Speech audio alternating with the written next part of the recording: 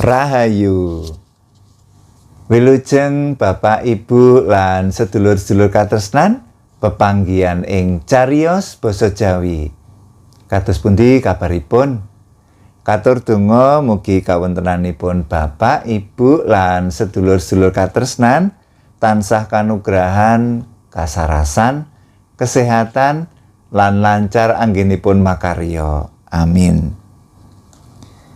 Ing wekdal niki kula badhe ngaturi cariyos alaming lelembut anggitanipun oyos kanthi irah-irahan dinunuti wanita nyolowati. Kados pundi lelampahipun? Sumangga sugeng midhangetaken.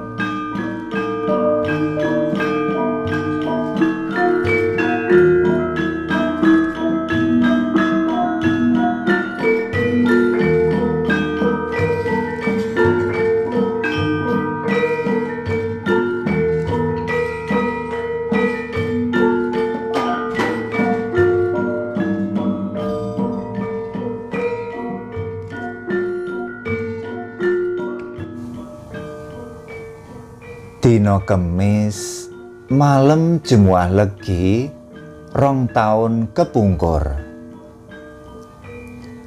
Sore iku Suyitna rampung anggone ngandhangake mobil box menyang garasi.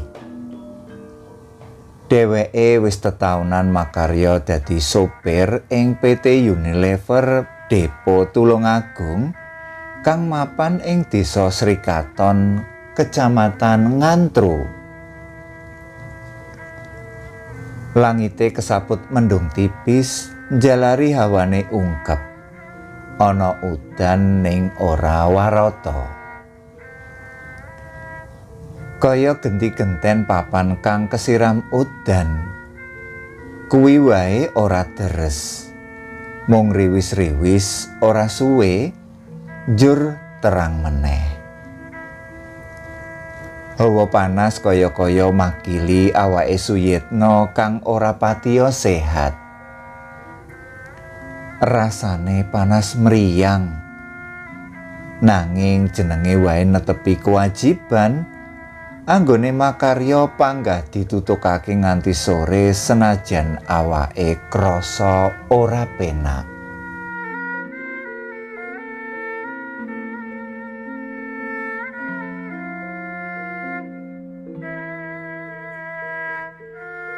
Metu saka garasi, Honda Beat werna abang taun 2015 digelak alon arah Mengulon. Pancen omahe Suyitna mono ing Kalang Bret, mula saka Ngantru ngulon arahe. Tekan tapel wates Desa Srikaton pinggir sari, sangarepe omah kang ana patunge naga. Ing sisih kidul dalan ana wanita angrasuk busana gamis ireng lan menganggo cadar. Saka kadohan tangane tawe-tawe ngendhek lakune Mbah Yit. Mengkono kanca-kanca sales yen ngundang, senajan umure Suyitna durung ana 60 taun. Rehne Mbah Yit anggone numpak motor mung lon-lonan, dadi ora gendandapan nalika diendhek lakune dening wanita kasebut. Mbah Yit mandheg. "Wonten apa, Mbak?" takone. "Badhe nunut ngilen." "Monggo." Mangsuli mengkono sejatine Mbah Yit karo ndelikake rasa gumun. Merga padatan wanita kang ngugemi agamane kanthi lurus mestine ora sembarangan golek nunutan. Yen numpak angkutan umum, lumrah umpama carup wor karo penumpang liyane. Nanging iki sepeda motor pribadi, dudu ojek. apa wanita sing brukut busanane iku ora njaga paugerane agama. Jalaran Mbah Yit mono dudu muhrime. Ngono pikirane Mbah Yit. Nanging Wusana Suyitna ora gagas bab kuwi meneh. Kang wigati dheweke tetulung tanpa pamrih.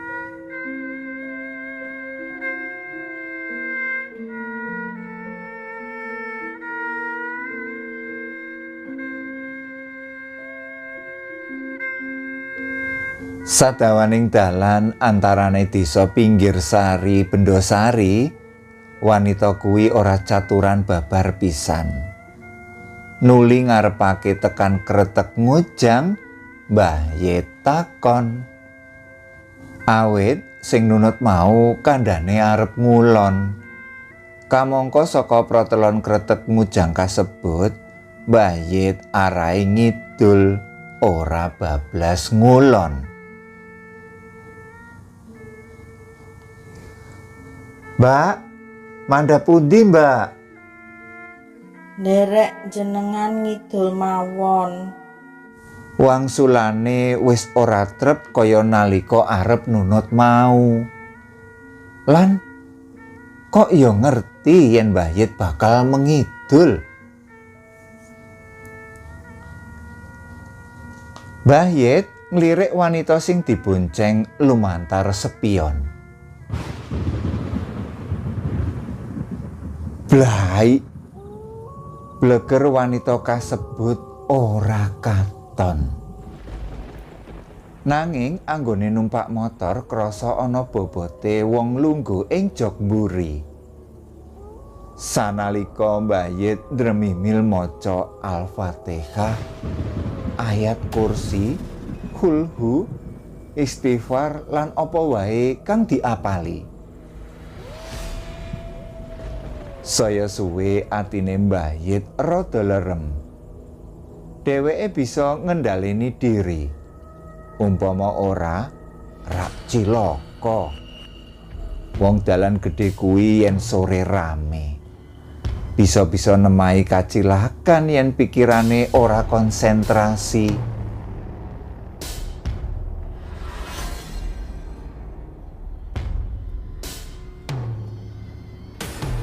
Saurute dalan wiwit Kretek Ngujang nganti mlebu Kutha Tulungagung, Jalan Jayeng Kusuma lan Jalan Pahlawan ora kendhat jroning ati Mbah Yit tansah nyebut asmane Gusti.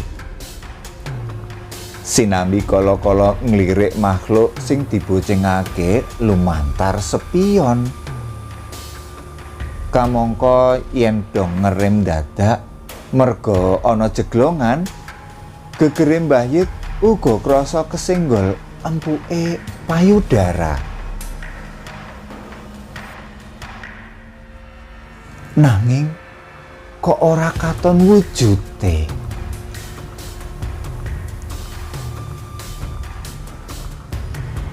Rahayune Mbah Yit kuwi wong seneng lelaku.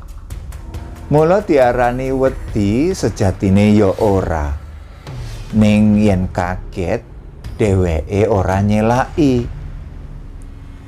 Kaya nalika nglirik sepisanan lumantar spion mau, kang pranyata ora ana wewujudan apa-apa. Ora ana sing dirapal Mbah Yit kajaba mung wirid lan ndedonga. Arep bengak-bengok njaluk pitulungan wong liya, apa ya dipercaya? Wong sing dibonceng ora kasat mata. Apa malah Mbah Yit ora dianggep ngaya-wara?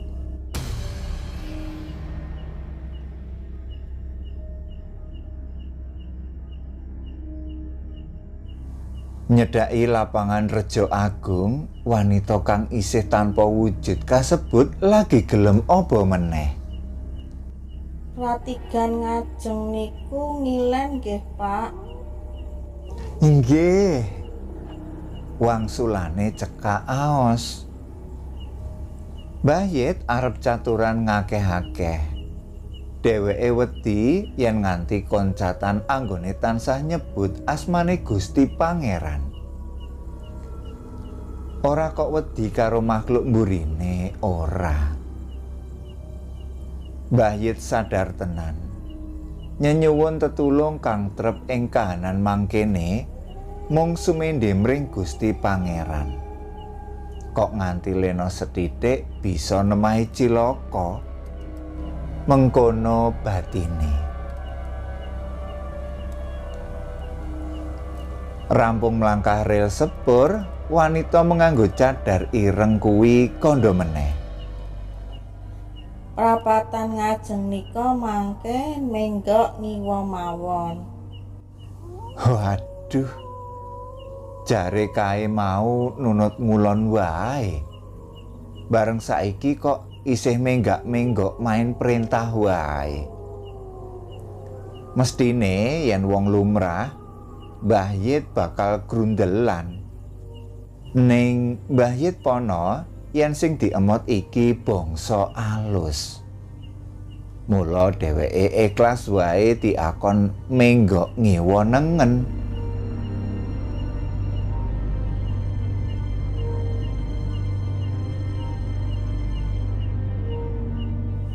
Nggih, Mbah Yit tetep sumanggem. Prapatan kang dikarepake mau karan prapatan PKB. Saiki wis kliwatan. Ngarep Hotel Palem uga wis kliwatan.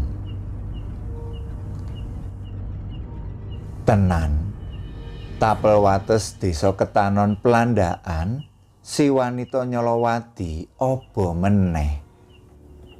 Pak, pratigan ngajeng niku ngilen druk nggih. Nggih. Mbah Yit uga ora nampik pakone lelembut iku. Mung wae Mbah Yit tansah waspada. Mula anggone gelak motore ora banter-banter. Apa meneh awake rada mriyang. Wektune sansaya surup. Kathik sedina kuwi timbreng. Dalan-dalan wis rada sepi. Nalika wis mlebu desa Pelandaan lan wis ngliwati prapatan kepisan lan kapindho, ora ana pangoba saka wanita kasebut. Mbah Yit tetep lurus wae. Wong sejatine dalan iki uga sajurusan karo omahe Mbah Yit. Nyedhaki tikungan ngidul, lagi wanita Nyolowati kuwi apa? Pak, mangke mandhap ngajeng ngriku. Nggih, Mbak. Mung ngono wae wangsulane Mbah Yit kang mula pancen sabar kuwi. Ora let suwe wis tekan. Montor diendhekake ing ngarep regol omah jembar model bale kang jenggarang gedhe. Mbah Yit uga ora cubriya babar pisan. Ing pengangene wong sugih kuwi ya lumrah wae. Yen Gusti Pangeran maringi sugih pawongan, uga ora ana wong kang bisa nyelaki. Dumadakan keprungu swara azan maghrib saka langgar ing sakidule dalan kuwi. Jeluk. Kaya ana swara mudhune pawongan kasebut saka jog mburi. Sanalika motore Mbah Yit dadi enteng. Mbah Yit noleh ngiwa. Bener, ana langgar ing sakidule. Bareng noleh nengen, jebul regol kuburan desa Pelandaan. Lan wanita Nyolowati kang diboncengake sedalan-dalan kasebut salin wewujudan dadi pocongan ing satengahing kuburan.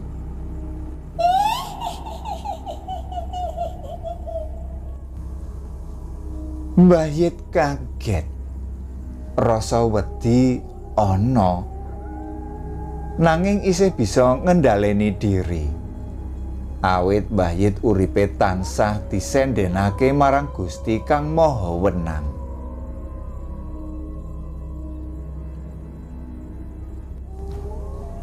Sepeda motor digelak alon mengidul. Tekan perapatan Pegadaian lagi menggok ngulon tumuju Kalangbret. Sakala mriyange ilang. Jebul mriyange ing awak sedina kesebut dadi pralampita bakal dinunuti lelembut.